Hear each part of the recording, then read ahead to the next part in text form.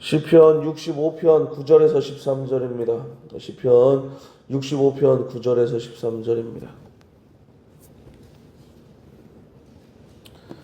847쪽 시편 65편 9절에서 13절입니다.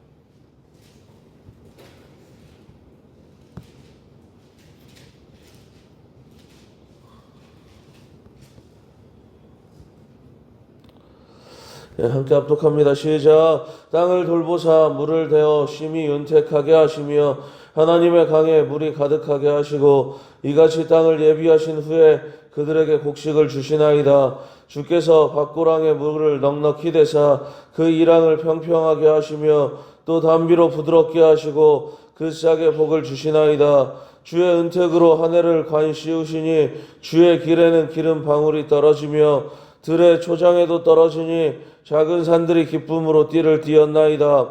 초장은 양떼로 옷 입었고 골짜기는 곡식으로 덮였음에 그들이 다 즐거이 외치고 또 노래하나이다. 아멘. 12월을 시작하는 월삭의 아침입니다. 보통 연말이 되면 우리는 두 가지 마음이 교차하지요. 하나는 벌써 1년이 다 지나갔구나 하는 아쉬움과 회한이고, 다른 하나는 남은 한 달이라도 잘 마무리해야 할 텐데 하는 조급함입니다.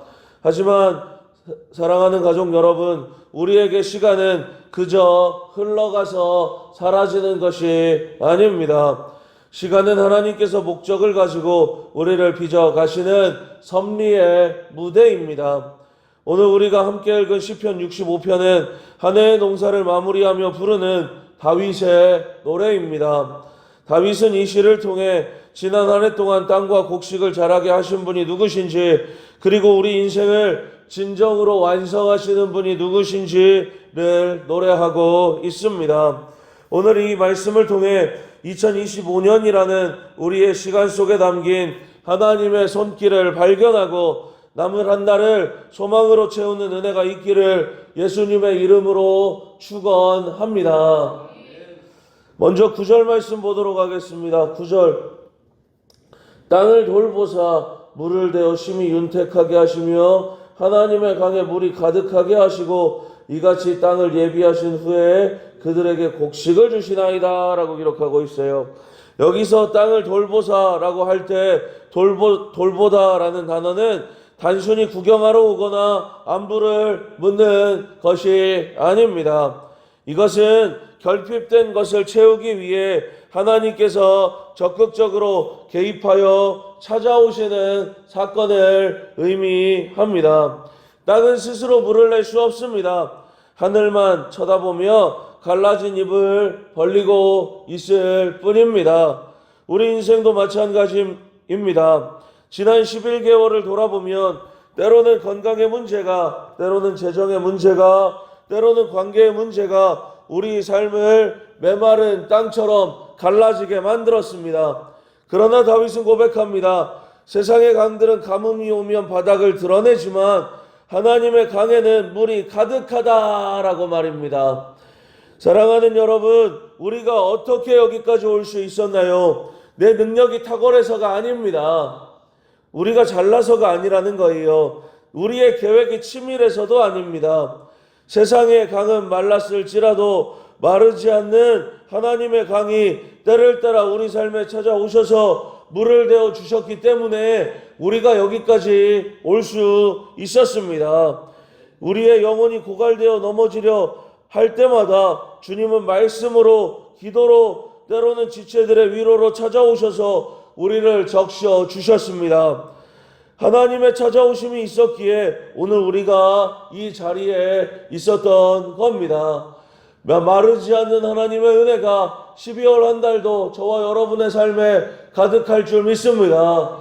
지난 11개월 우리를 채우셨던 하나님의 사랑이 남은 한 달도 가득할 것을 믿고 힘을 내어 나아가는 우리들 되시기를 바랍니다.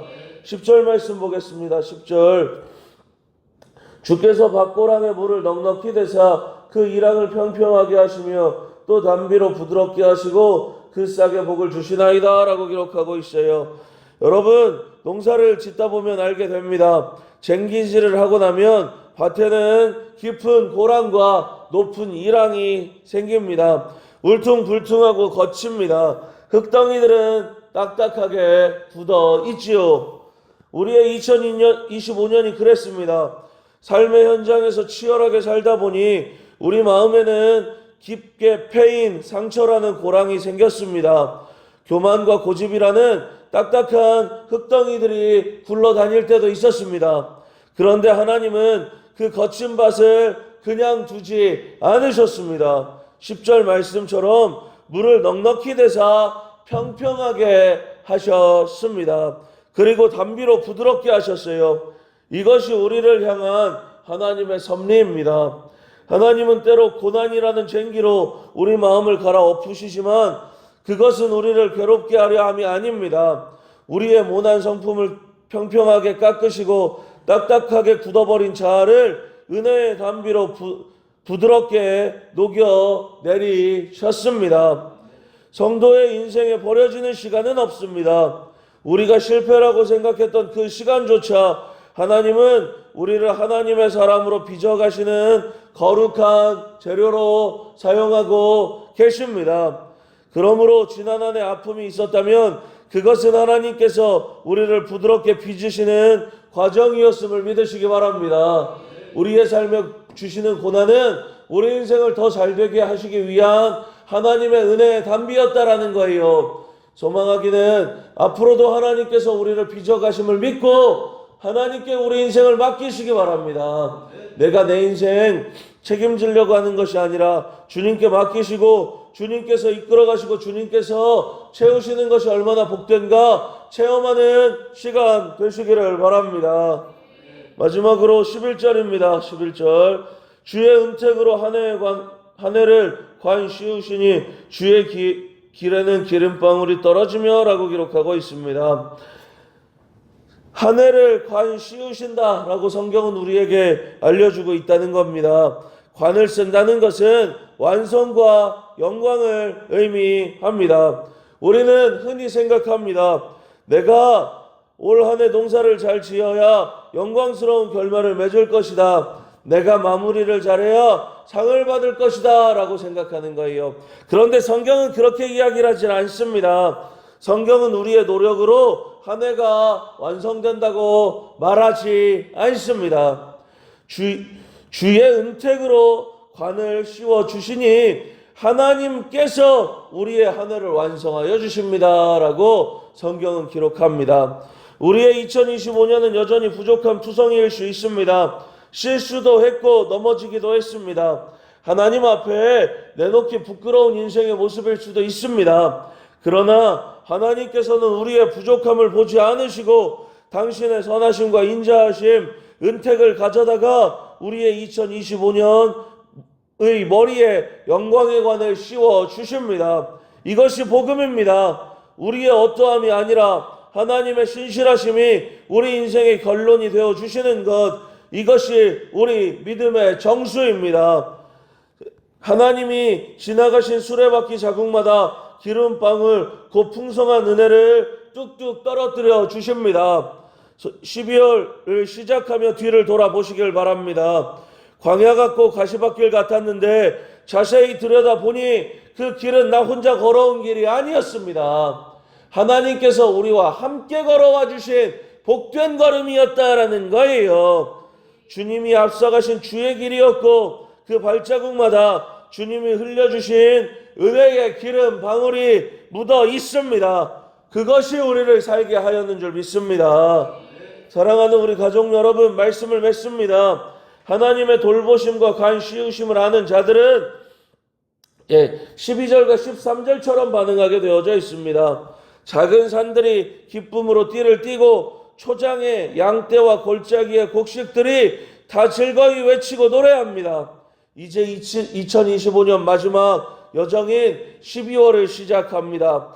두려움이나 염려 혹은 지나간 날들에 대한 후회가 있지 않기를 바랍니다.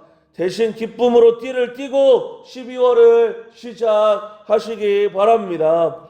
비록 내 손에 쥔 것이 작아 보일지라도 하나님은 이미 우리에게 가장 좋은 것을 주셨습니다. 그리고 남은 한 달 하나님께서는 변함없는 신실하심으로 우리의 2025년을 아름답게 매듭지어 주실 것입니다. 이 새벽 이렇게 기도하며 나아가시기 바랍니다. 주님, 지난 시간 나의 부족함이 아닌 주님의 은택이 내 삶을 덮어주심에 감사드립니다. 남은 12월도 주님의 은혜로 관을 씌워 주옵소서. 우리 인생의 거친 고랑들이 주님의 단비로 부드러워지게 하시고 주님의 예비하신 풍성한 결실을 보게 하옵소서라고 기도하시기 바랍니다. 주님의 은택이 저와 여러분의 가정 그리고 우리 교회 위에 충만하게 임하시기를 예수님의 이름으로 축원합니다.